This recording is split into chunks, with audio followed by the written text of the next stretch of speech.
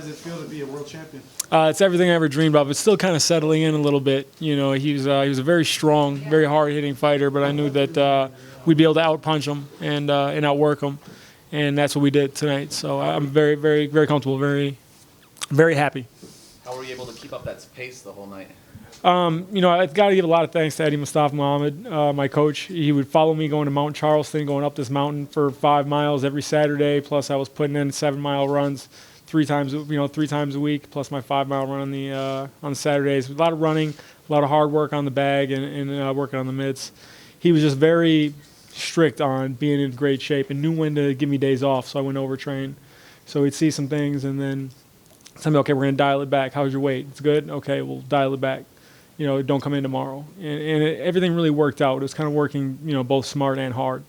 So, I mean, I honestly had no idea that I was kept that pace up, that was the pace that we were fighting at. But I'm very happy, obviously, that that's where we were at with it. So, how did you see the fight going into the decision? Did you feel it was close, or did you feel that you were the guy that was winning the fight clearly? I'm a firm believer in you have to beat the champion, you know, and when you're in there, of course, you can always have a outlook like I'm winning the fight, but you don't really, you know, I don't have that outside eye. I'm not a judge, you know, I'm just in there throwing the punches.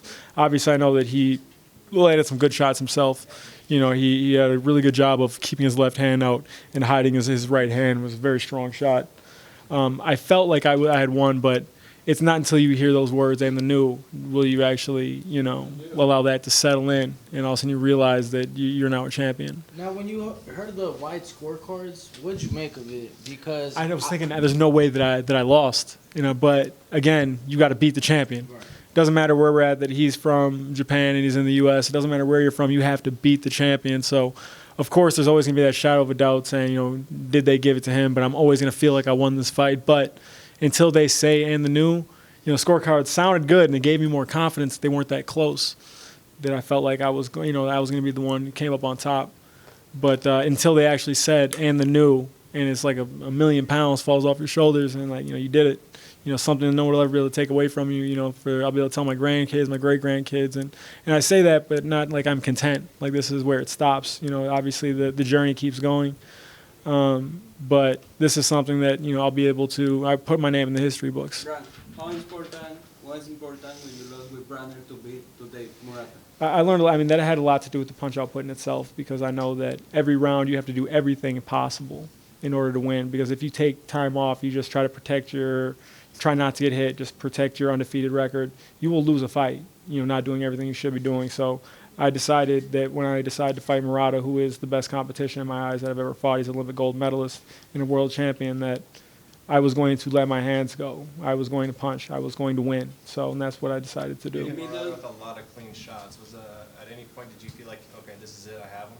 No, he never really. I mean, there was at one point where I thought that he was really hurt, but he didn't take a shot.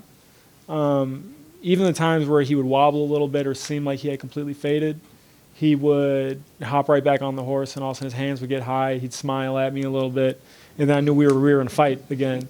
So, I mean, at no point did I feel like, oh, he's gone, he's ready to go. I mean, there was times where I thought that it might be it, and then that giant smirk would hit, and I'm like, shit, here we go. You know. Yeah, both your promoter and his promoter said there might be a chance of a rematch in Tokyo. How would you feel about having a rematch? I mean, I think that's a harder fight even the second time around, especially considering it's going to be in his home country. But, I mean, I respect the champion. You know, he's a great champion, and it's something that will definitely get worked out. I mean, I just want to fight the best at this point, and I do feel that Murata is amongst the best. So I think that's for certainly, you know, it's on the table. But right now I'm just enjoying basking in the fact that I'm a champion. Did you improve, though, now that you've gone 12 rounds with him?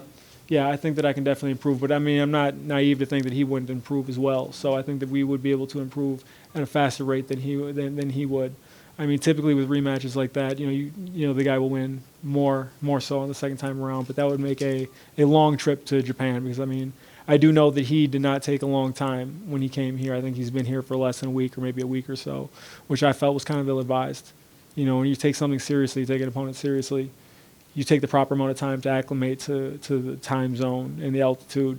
I don't feel like he did that properly, you know, so I think that going to his area is going to be that much tougher. But if I'm there for a month as well, we're going to have the same result in my eyes. I'm seeing your face marked up. How did his power feel, and were you ever really hurt in the fight? You know, did a really good job of blinding me with one shot. I don't recall which round it was. He kept his left hand out, and I didn't even see the right hand.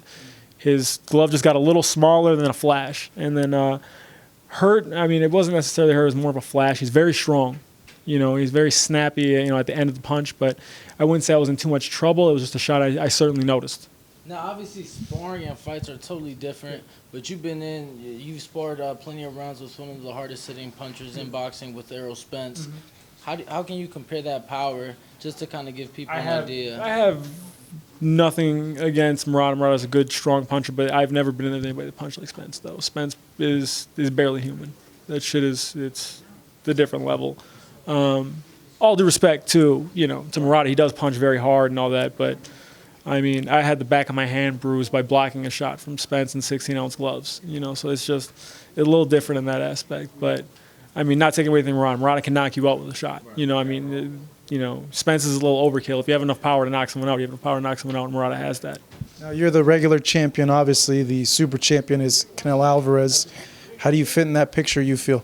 I mean, I feel like that's, I put myself amongst the best in the world with when you win a title like this.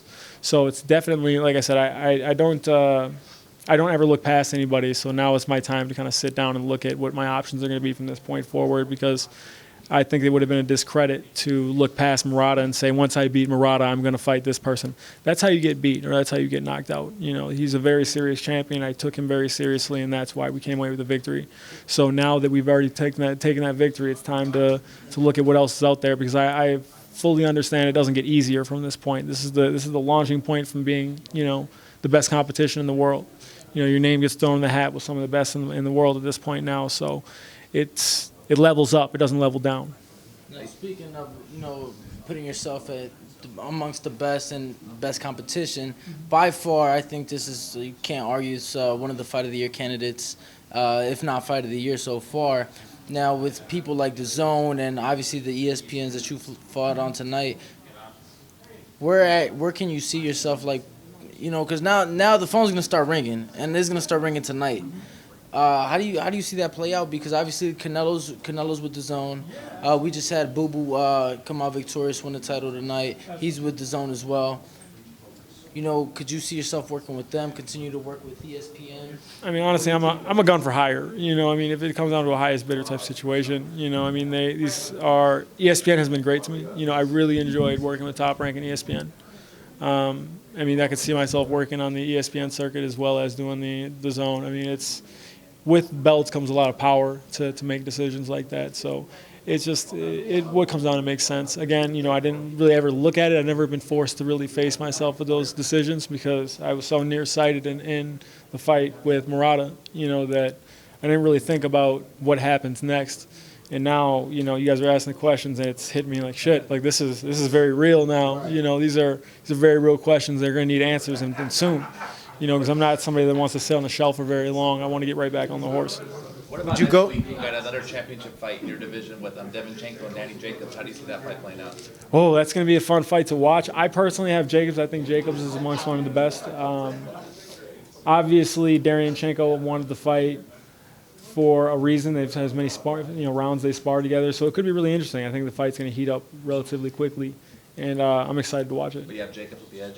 I have Jacobs with the edge, but I'm not as familiar with Devinchenko. So I just have it from I used to play as Danny Jacobs in 2008 on Fight Night. So I'm a little bit, jaded, or I'm a little bit skewed toward Jacobs for that aspect. So I know you said you would do a rematch, but would you do an immediate rematch with Murata? Again, these are I would. I respect him enough to understand, that he made the mistake in coming out here early and or not coming out here early enough. And I understand. It's definitely something that's on the table. I'm not going to turn anything down if it's what makes the most sense at that time. I would definitely take that fight again, 100%. That is definitely a contributing factor. I'm not going to lie to you.